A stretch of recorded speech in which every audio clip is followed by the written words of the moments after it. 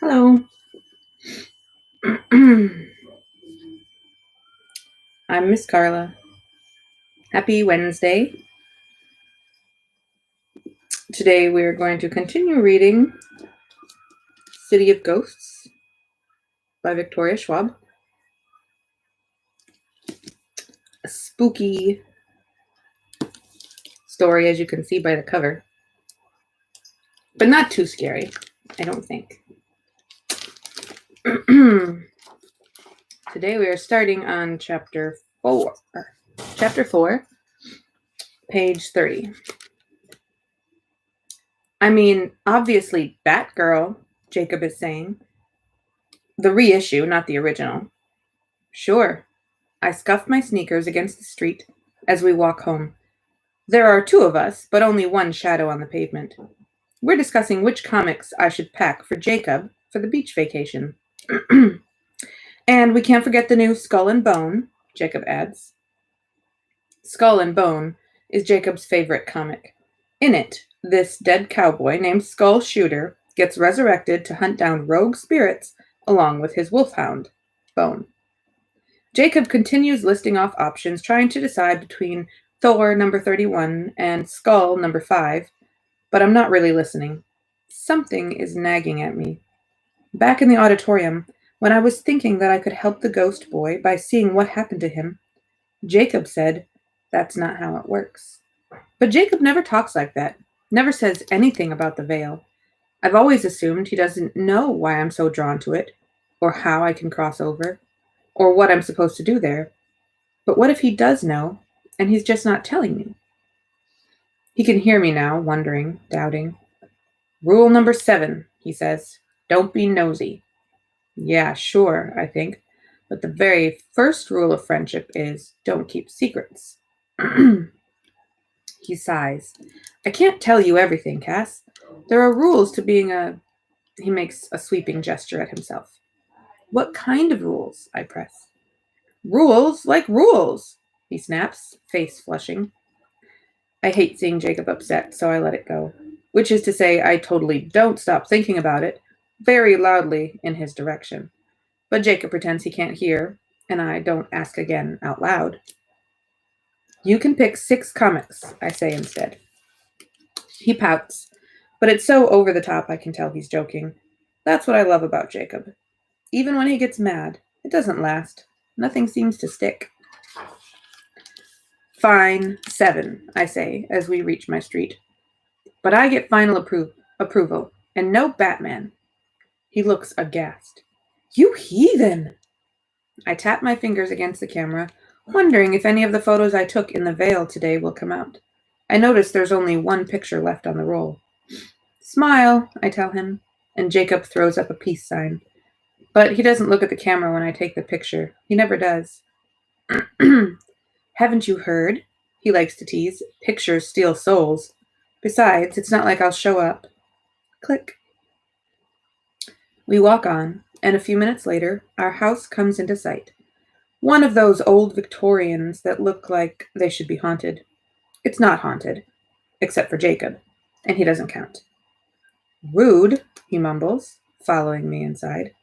I kick off my shoes by the front door, next to a tower of books. More books spill out of the study and into the hall. Some are research, history, religion, myth, and lore, and some are novels. And other books have my parents' names printed on the covers, the titles emblazoned in silver or gold. The Inspectors. It's a play on words, you see, because inspector is a person who searches for and examines something, and a specter, with an E, is another word for ghost. So an inspector is a person who searches for and examines ghosts. My parents have written a whole series. They're up to volume 6 now. They're like history books, but with ghost stories mixed in, truth and myth all rolled together. They're pretty popular. I stop and pick up the latest edition, looking at the photo on the back cover. A slim man in a tweed coat, dark hair flecked gray at the temples. That's Dad. He has a notebook under one arm and glasses perched on the edge of his nose. At his side stands a woman in pale slacks and a colorful blouse, her wild dark curls in a messy bun stuck through with pens, and an open book in her hands, the pages ruffling as if caught in a breeze. That would be Mom. And curled at their feet is a mound of black fur and green eyes, our cat, Grim. The overall effect is one part history and one part magic, with a dash of good old-fashioned superstition. The funny thing is, Dad doesn't even believe in ghosts. The book's editor actually likes that Dad's a skeptic because it keeps the stories grounded and more relatable to readers. My parents make a good team. Dad's the scholar, and Mom's the dreamer. He focuses on explaining the past, while she spins ghost stories out of maybes and what-ifs. And me? I stay out of it. Because my parents don't know the whole truth about me. I never told them what really happened in the river, never told them about the veil or the things I see on the other side. It feels like a secret I should keep. So my parents talk about or write about ghosts, but can't actually see them. I can actually see ghosts, but don't want to talk or write about them. I'm pretty sure that's called irony. Hello, I call out. Anyone here? Mom's voice bounces down the hall. She's on the phone in her study. I can tell by the way she talks that she's doing an interview. Do I think there's more to the world than we understand? Mom rattles on. Of course. It would be sheer arrogance to think otherwise. She sticks her head through the doorway, her bun its usual porcupine of pens, and smiles at me but keeps on talking. Ghosts, residues, spirits, specters, call them what you like. She collars me into a hug without breaking her interview stride. Sure, science can explain some things, but when different people experience the same supernatural occurrence, see the same ghost, relate the same story, we should ask why. She turns her face from the phone. Dad's on his way home, she whispers into my hair. Don't go far, we need to talk. We need to talk? 4 words you never want to hear, and I want to ask for a clue, but Mom's already pulling away. Well, yes, she says to the interviewer. I have indeed felt the presence of ghosts.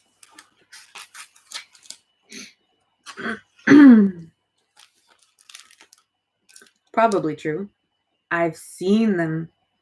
Jacob waves a hand in front of her face. Less true. Weirdly enough, Mom kind of knows about Jacob. There are only so many times you can get away with talking to your invisible best friend before you have to explain who's on the other side of the conversation. But I don't know if Mom really believes in ghosts, or if she just wants to believe because it makes the world more interesting. She says she's had her fair share of paranormal experiences, and that sensitivity to the supernatural runs in our family. She says that when it comes to the strange and unexplained, it's important to keep an open mind. What I do know is that she doesn't patronize me about Jacob the way Dad does. She doesn't refer to him as my imaginary friend, and doesn't teasingly ask me how he's feeling that day or what he wants for dinner. If there's something Jacob wants me to say to her, she listens. My stomach growls from missing lunch, so I duck past Mom's study and into the kitchen and make a PB&B and CC, aka peanut butter, banana, and chocolate chips, aka the best sandwich in the world, no matter what Jacob says. I think he's just jealous he can't eat it. I shove half in my mouth, put the rest in the fridge for later, and head upstairs. Our cat Grim is asleep on my bed. Despite the way he looks on my parents' book, in real life, Grim lacks what Mom calls basic feline dignity. Right now, for instance, he's sprawled on his back, paws up in the air like a dog playing dead. When I drop my book bag on the floor, he doesn't even twitch. I scratch the cat behind the ears, just to make sure he's still alive, then beeline for the room that used to be my closet. Dad helped me convert it. We spent a weekend pulling out all the shelves, transforming the small space into a perfect darkroom. There's a table with reels, a developing canister, an enlarger, photo paper, and pans for the chemicals. There's even a steel cable with little clips to hold the drying photos. Everything a photographer needs. Jacob is already there because he has no respect for things like doors and stairs. He shrugs, leaning back against the wall. Ghost perk, shortcuts. I lift the camera and crank the film, then thumb open the catch on the back, tipping the canister out into my hand.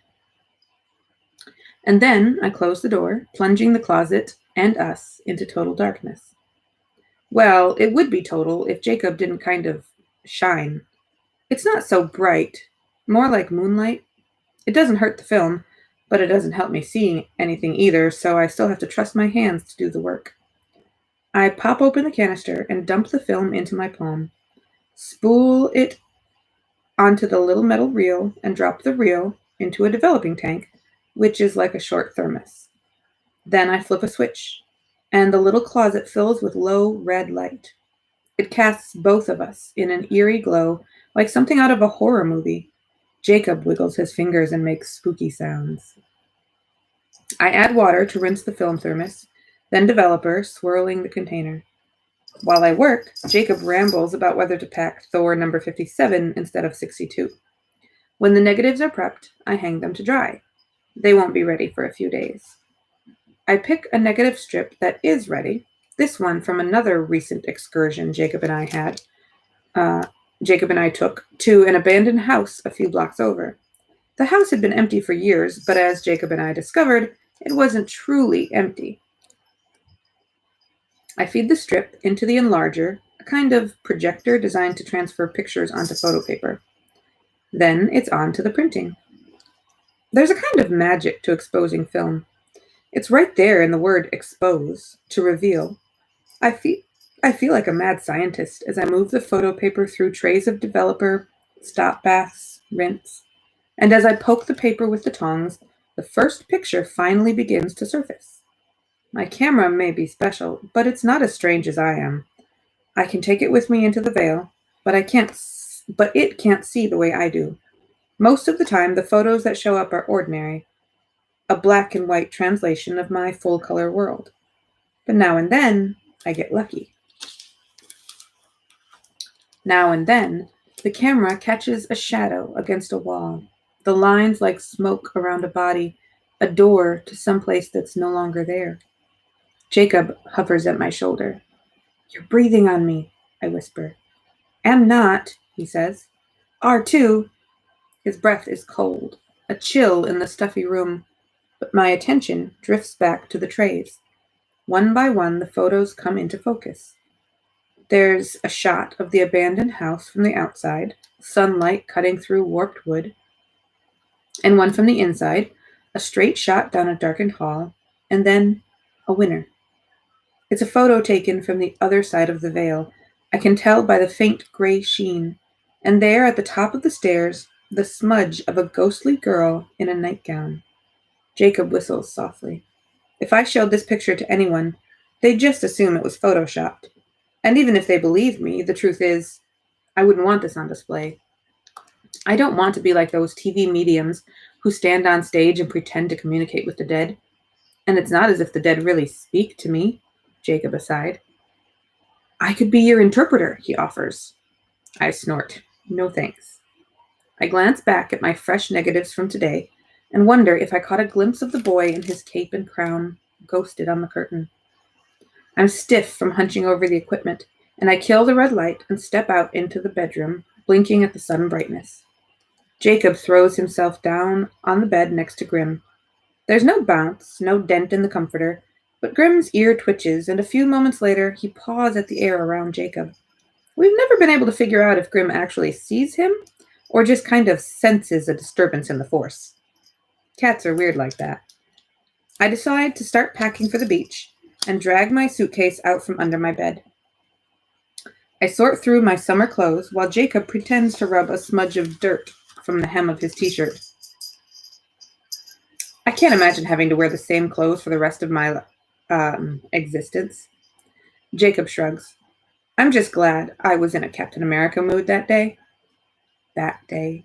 What happened that day? I wonder if he'll ever tell me. Jacob doesn't acknowledge the thought. He just rolls onto his stomach and starts reading whatever comic I left open on the bed. He spends a few seconds trying to will the page to turn before I reach over and do it for him. "One of these days," he mumbles. Downstairs, I hear the front door open and close.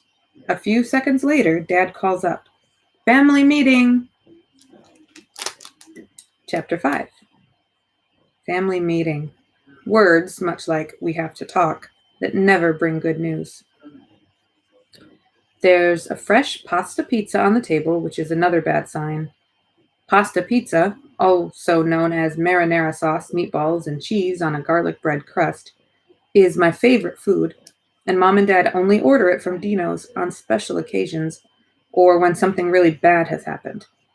It's confusing the way parents do that. There should be good news food and bad news food, so you know what you're in for.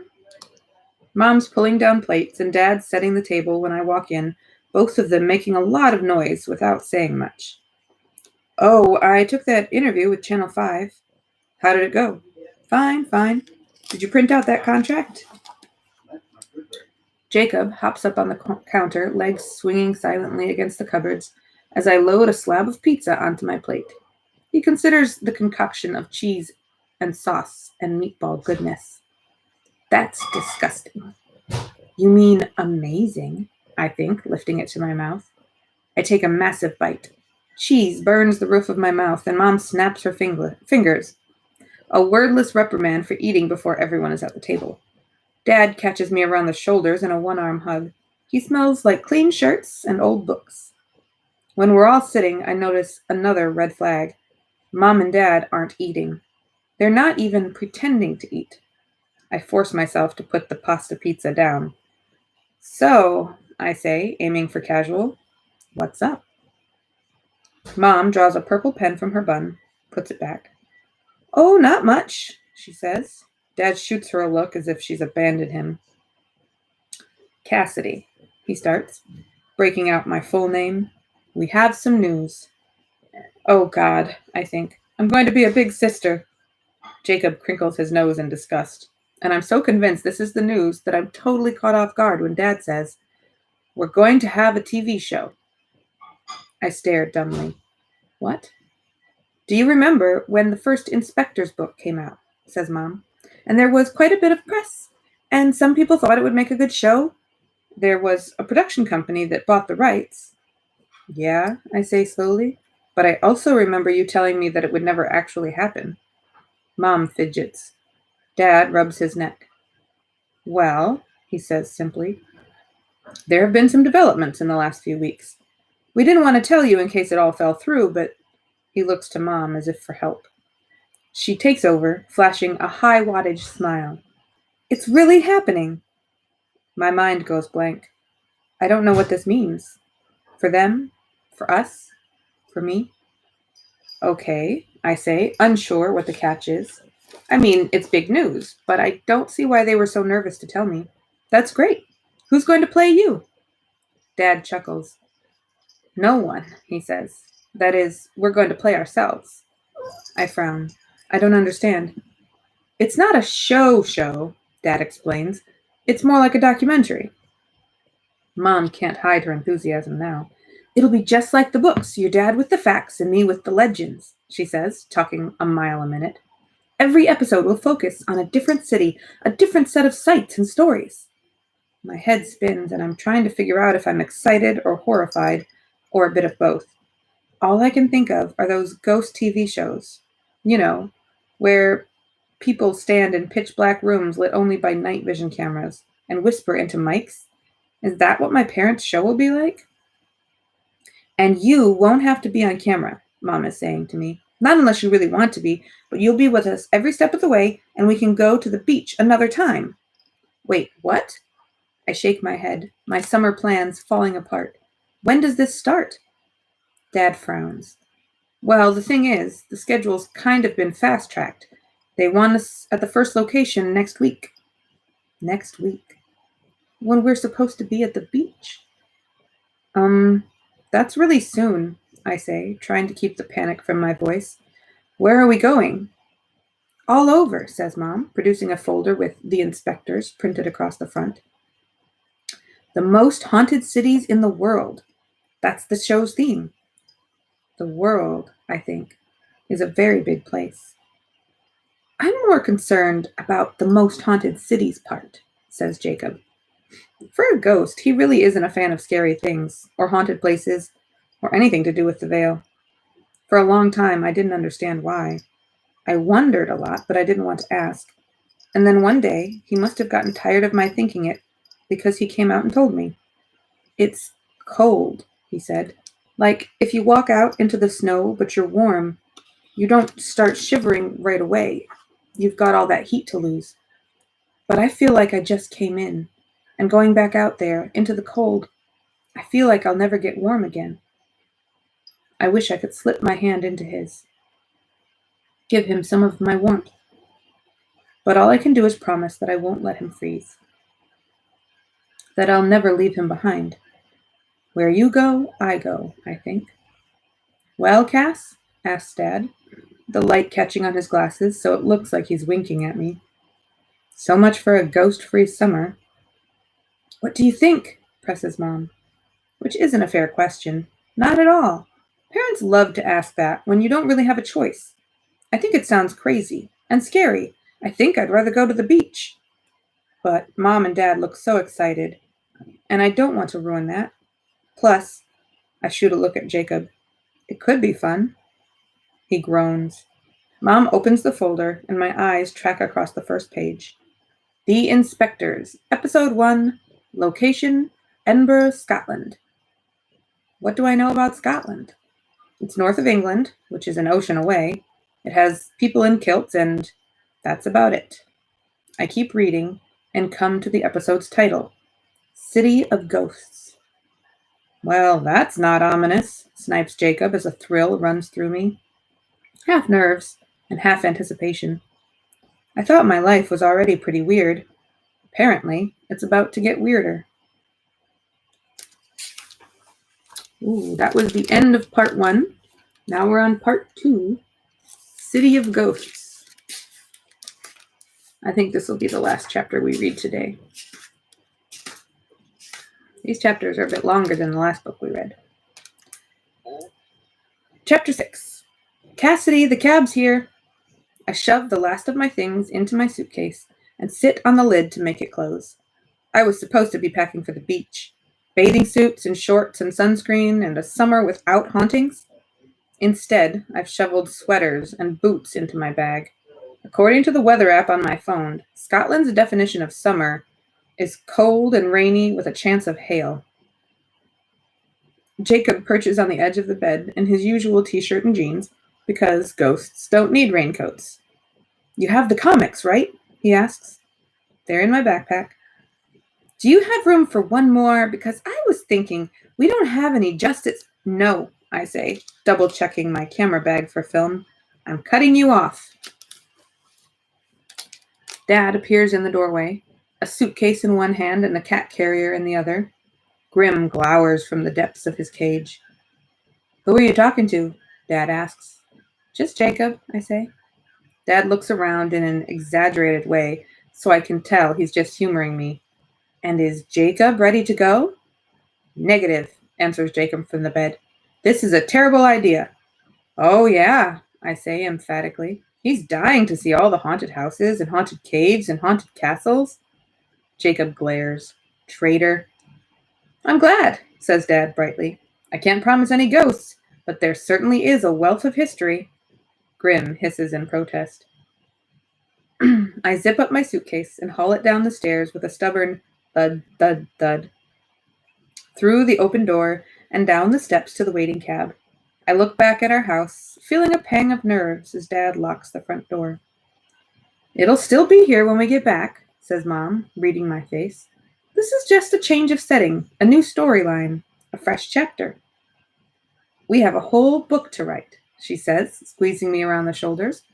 And how do we write it? 1 page at a time, I say automatically. It's Mom's favorite saying, and ever since my dip in the river, I've tried to hold on to it like a rope.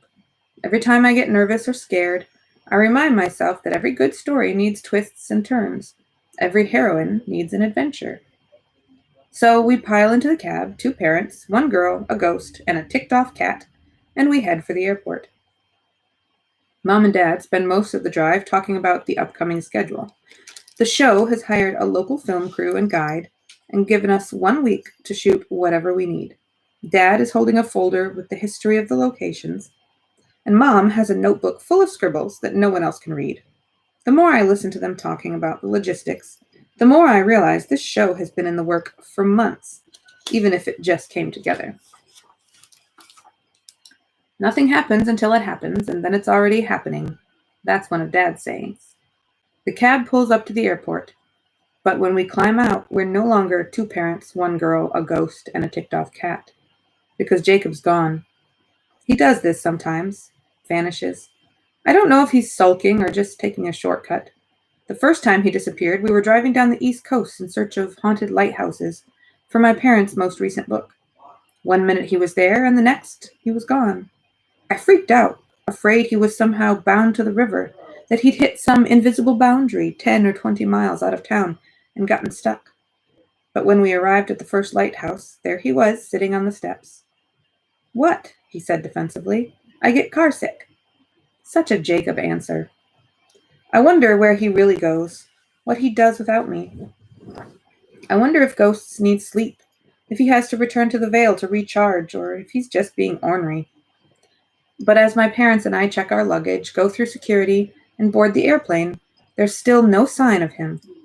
And as I sit in my window seat and watch the ground fall away during takeoff, I really wish he'd stayed. Ladies and gentlemen, the seatbelt sign is now on. The sun's just coming up as I open my eyes and press my face to the window. It's hard to imagine that there is a literal ocean beneath us, a new world waiting on the other side. A world full of secrets and mysteries and ghosts.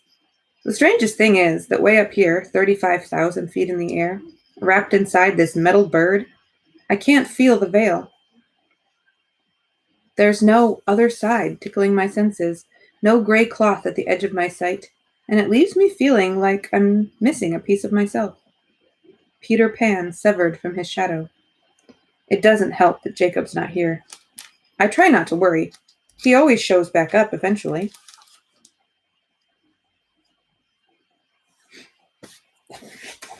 Sorry.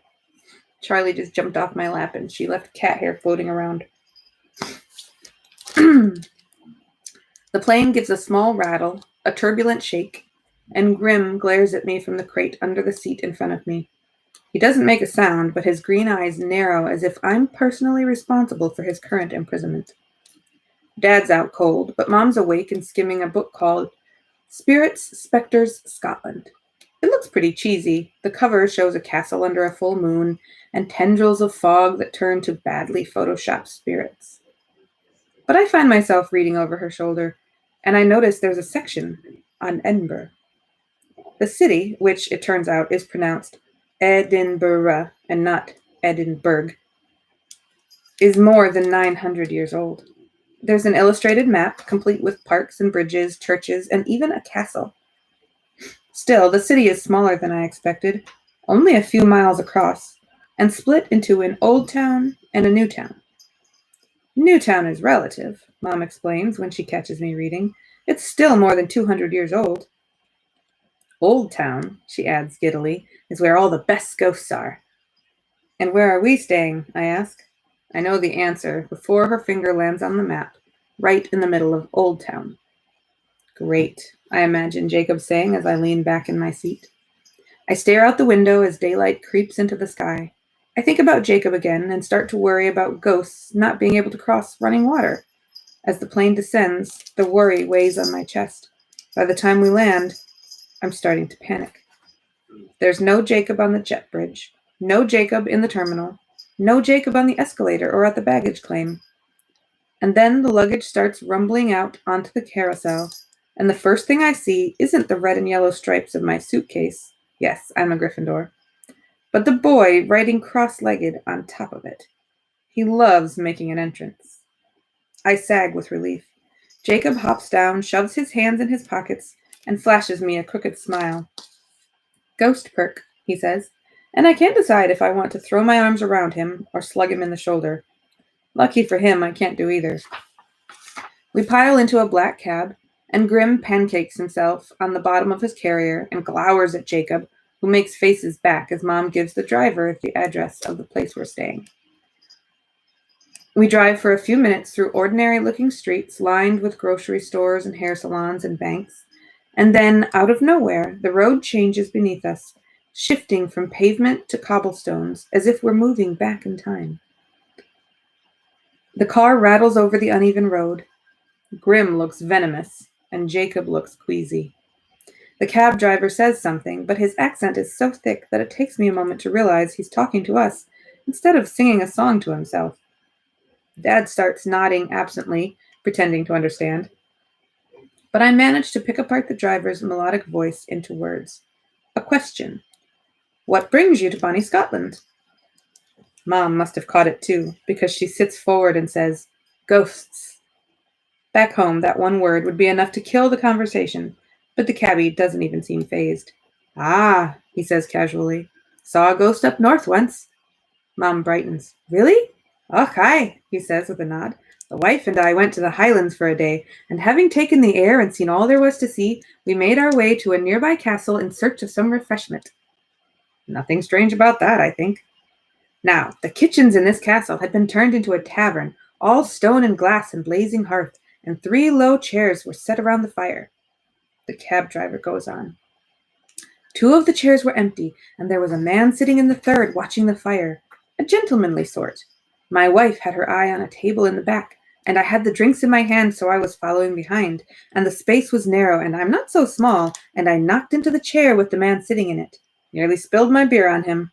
I said, sorry, and my wife, she turned back and asked me who I was talking to. And wouldn't you know, he hesitates. The air in the cab is tight as a breath held in too long. There was no one there. All 3 chairs were empty. Dad looks deep in thought, as if it's a riddle, but Mom's eyes shine like a little kid's at a campfire. Jacob and I shoot each other a wary look. It's one thing for a ghost to nudge an object or fog a bathroom mirror, but to show up in our world like that, as if they're flesh and blood, only Jacob does that, and only for me, and only because we're tangled. So chances are the cabbie's pulling our leg, or his eyes are playing tricks on him.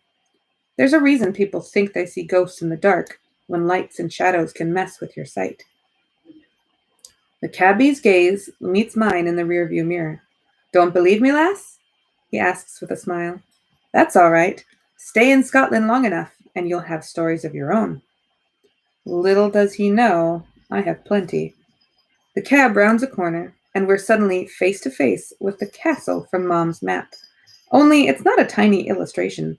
It's a real-life castle. On a cliff. I stare, wide-eyed. Dad lets out a small, appreciative whistle. Mom beams. Even Jacob looks impressed. It seems painted on the sky. Postcard perfect. Stunning, isn't it? Says the cabbie. I remember from the map that the castle is in Old Town, and sure enough, we drive over a bridge. There's no water beneath, just a train station and a large green park, and into the older part of the city. The cabbie turns off the bustling streets and down a slope. Here we are, he says, stopping in front of an old stone building with a bright red door. The Lane's End. All right. Tomorrow we will start chapter 7. They're finally in Scotland. I really like the story. I like all the places they go to visit and all the ghost stuff, of course, too. All right. I'll see you tomorrow. Have a good day.